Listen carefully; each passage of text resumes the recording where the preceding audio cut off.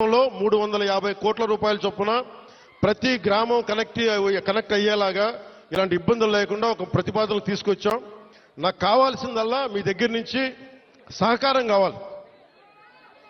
మీరు సహకారం ఇస్తారని నేను మనస్ఫూర్తిగా కోరుకుంటా ఉన్నా.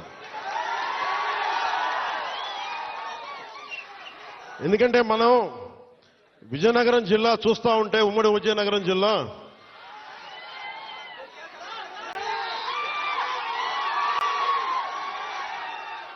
అడవుల్లో కాదు, ఇంత సుందరమైన ప్రాంతంలో పుట్టిన మీరు అదృష్టవంతులే. నేను నిజంగా నా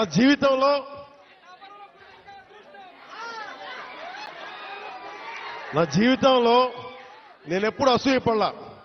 నాకు ఈర్ష్య ఉండదు. ఎవరైనా నాకైనా విజయం సాధించిన ఎత్తుకు ఎక్కి నాకు ఇబ్బంది ఉండదు.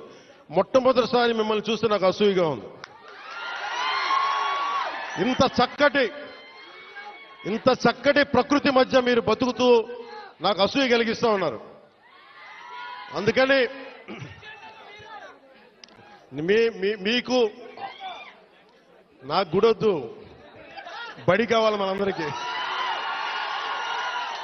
ముందు చదువు ఉంటేనే భగవంతుడు గుర్తొస్తాడు, బడి ఉన్న చోట గుడి వస్తుంది. అందుకని నేను మీకు నిరంతరం మీకు అందుబాటులో ఉంటాను. కలెక్టర్ గారికి కూడా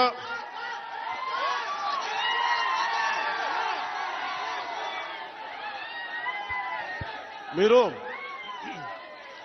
ఇక్కడ ఇంతమంది మీరు అన్నయ్య అంటారు, ఏం చేయరు మీరు. యువత ఇంతమంది ఉన్నారు. ఏంటబ్బా,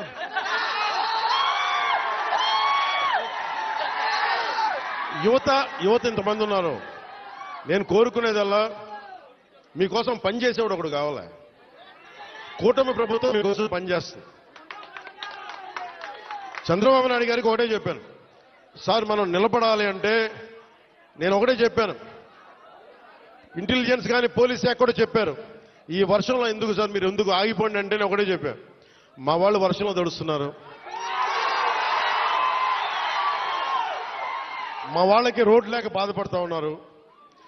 నేను తడుస్తా, జ్వరం వచ్చినా ఎలాంటి అవాంతరాలు వచ్చినా మా వాళ్ళ పడ్డ కష్టం కంటే కూడా నేను పడే కష్టం పెద్దది కాదు. అందుకని నేను ఎందుకు ఈ మాట చెప్తున్నానంటే, మీకోసం పనిచేసే వ్యక్తుల సమూహాన్ని మీరు ఎన్నుకున్నారు. మీకోసం పనిచేసే వ్యక్తుల సమూహాన్ని మీరు ఎన్నుకున్నారు. మేమందరం ఇక్కడ ఉన్నాం. మంత్రి గారిని చూస్తూ ఉన్నారు, ఎమ్మెల్యే గారిని చూస్తూ ఉన్నారు, ఇక్కడున్న నాయకులందరినీ చూస్తూ ఉన్నారు. మేమందరం కూడా ఎందుకున్నాం ఇక్కడంటే, మీకు 5 సంవత్సరాల కాలంలో ఏదో మాట చెప్పి వచ్చి వెళ్ళిపోవడానికి మేము లేవు. ఇక్కడ అధికారం లేనప్పుడు రోడ్ల మీద తిరిగాం, అధికారం లేనప్పుడు మన్యం ప్రాంతాల్లో తిరిగాం. నాకు బుగ్గలు నిమరటం తెలియదు, నాకు తల నిమరటం తెలియదు. నాకు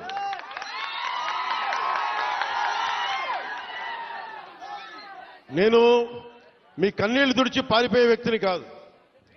నేను దూరంగా ఉన్నా, నా రూమ్లో కూర్చొని ఉన్నా, మీకోసం నిరంతరం పరితపించే వ్యక్తిని.